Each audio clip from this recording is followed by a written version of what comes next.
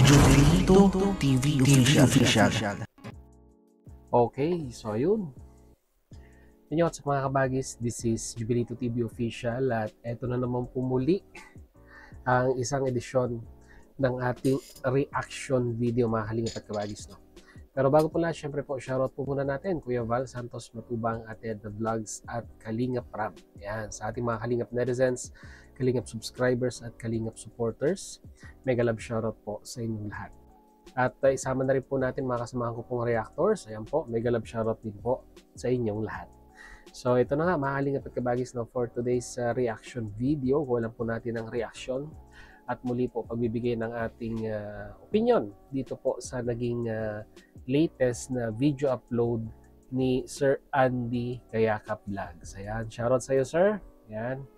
Hihiram lang po muna ako ng konting video clips ng yung recent video upload at gawan lang natin ng reaction ito no? At pagbibigay ng ating personal opinion sa mga bagay-bagay in regards dito po kay Joy Diwata. So dito po sa video ito mga kalingap at kabagis ay muli pong pinasyalan ni Sir Andy Kayakap Vlogs ito pong pamilya no? Sila Nanay Imelda at nagkataon naman po na ito pong si Joy ay umuwi din at that time.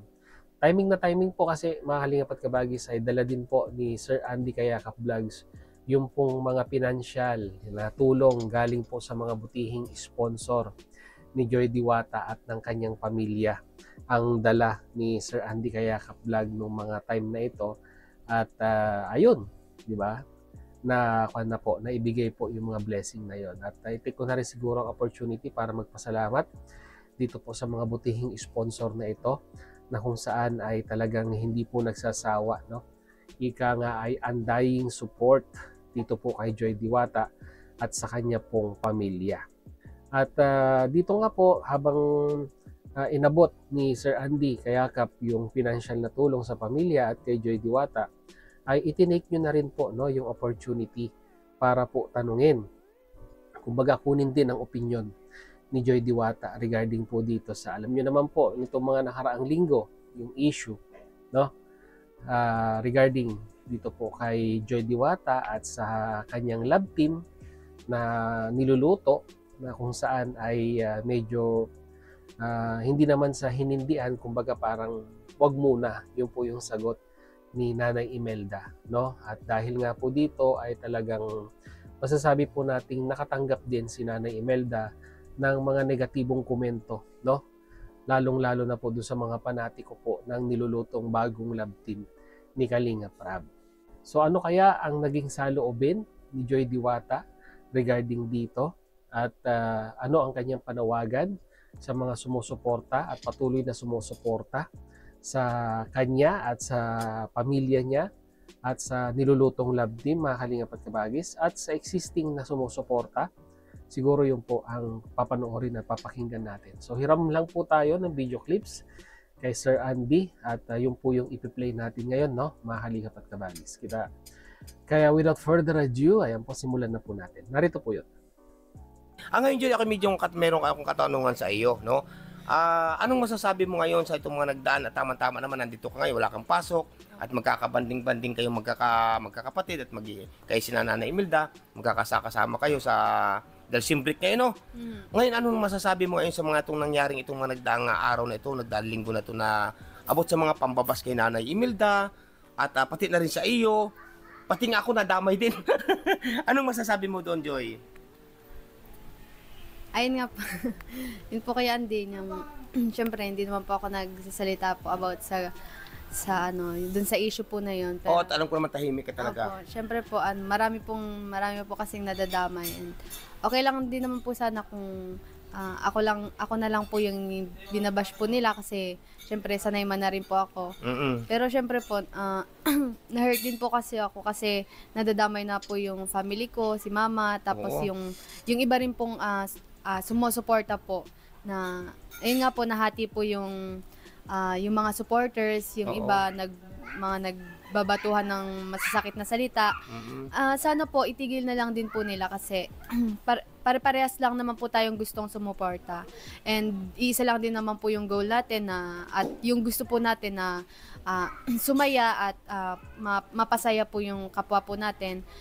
At ano po, sana po kung meron po tayong gustong suportahan, suportahan na lang po natin na hindi po tayo disrespect ng ibang tao. Hindi nakakasakit ng iba. Opo. Ayun po mga kababayan ng Empire DJ.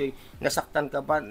Yung bang mga pangyayaring tulad ng linggo na sinanay binakbakan ng baser, binabas si Nanay Imelda. Ikaw ba anong naramdaman mo noon? Ayun po, na-hurt nga po kasi yung mismong nagbabash po kay mama, yung mga supporters ko, sana po, kung mahal niyo po ako, dapat mahal niyo rin po si mama kasi nanay ko po yan eh. Tama, respeto. Opo.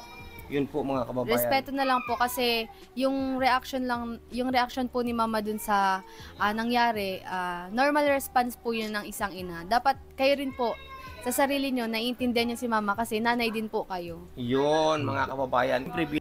Okay, ang linaw, no? Mga kalingap at kabagis, yung pong naging panawagan ni Joy Diwata, no? Di lamang po, no, sa mga sumusuporta, pati na rin po sa mga sponsors, fanatics ng nilulutong love team. It speaks in general, ika nga, mga kalingap at kabagis, no? Unang-una sa lahat, despite of yung pananahimik ni Joy Diwata ay nandun din pala yung sakit na kanyang nararamdaman dahil nga po sa pambabash or yung bashing na natanggap ni Nanay Imelda. Pero ngayon, nagkaroon siya ng opportunity para makapagsalita at mag-brought out ng kanyang nararamdaman. Ito nga po, ito yung kanyang sinabi na nasaktan din siya. Kahit sino naman po sigurong anak na nakikita niya pong nababash ang kanyang mga mahal sa buhay ay normal response din po ito na masasaktan po siya. At ang tanging panawagan na lamang po ni Joy Diwata, no, sa mga sumusuporta sa kanya ay pwede naman pong sumuporta na hindi naman po makakasakit ng damdamin ng ibang tao. Lalong-lalo na po doon po sa kanyang nanay. No? Sabi niya, nanay niya yan at talagang natural lamang po na, di ba, makakaramdam din po siya ng sakit sa mga, lalong-lalo na yung mga bashers ay nanggaling pa sa mga sumusuporta sa kanya. So, direct to the point at sana po ay maunawaan ng mga sumusuporta kay Joy na siguro po it is the turning point. Ito na po yung turning point para po mag-unite, no? Ang mga supporters niya at mga bagong supporters po sa love team, no? Na kung saan ay hangad lang naman po ay kasiyahan at 'di ba? Maibsan ang kanilang kalungkutan pag sila po ay nakakanood ng ganitong mga love team, no? Mga kalingap at kabagis, no? I think it's time to unite, no? Magkaisa po tayo sa mga love team at ipairal po natin yung pagmamahalan at wag po nating hayaan na manaig yung pong, 'di ba? Yung kirot, yung sakit ng damdamin, yung batuhan ng mga hindi magagandang salita. Dahil by the end of the day, mga kalingap at kabagis ay, 'di ba? Ang tanging layunin lang naman po nila ay makapagpasaya, no, sa mga viewers at mga supporters ng love team. Sabi nga po ni Joy dito, 'di ba?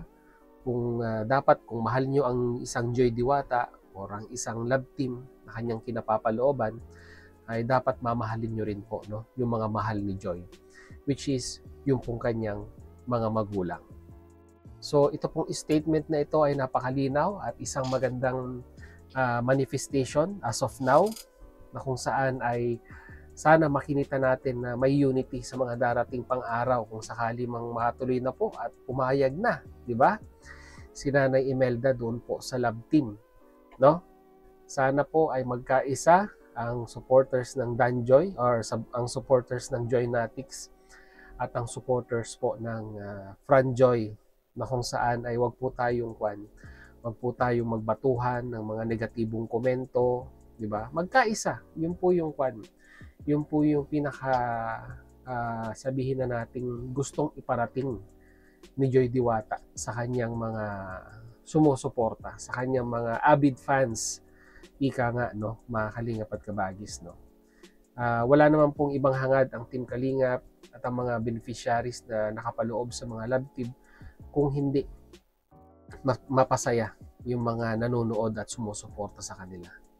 Nagkataon lamang po talaga na minsan hindi natin maiiwasan, no, na may mga panatiko talagang medyo nag-i-step forward at nagsasalita ng mga hindi magaganda without knowingly kung ano po talaga yung pong main purpose ng pagkakaroon ng love team po, no, sa channel po ni Kalingap Rap. Ayan. So ano sa tingin ninyo mga Kalingap at Kabagis? Ito na po ba ang simula ng pagkakaisa ng Joynatics at Pranjoy supporters? Ayan, comment nyo po sa ating comment section mga Kalingap at Kabagis at pag-usapan po natin. So yun, muli maraming salamat talaga sa dulo po ng ating reaction video ngayong araw na ito ay nasamahan niyo po muli si Jubilito TV Official. At muli po nagpapaalala po ang inyong host. Sa mga hindi pa po nakasubscribe sa ating YouTube channel, ayan, subscribe nyo na po, Jubilito TV Official. At kung nagustuhan niyo po ang ating reaction video for today, mga Kalingap at Kabagis, paki-like and share na rin po. Ayan. So hanggang dito na lang. Once again, this is Jubilito TV Official, proud member po ng Team Koos at ng Team Bios. As I always say, mga Kalingap at Kabagis, peace, God first. God bless po. Bye!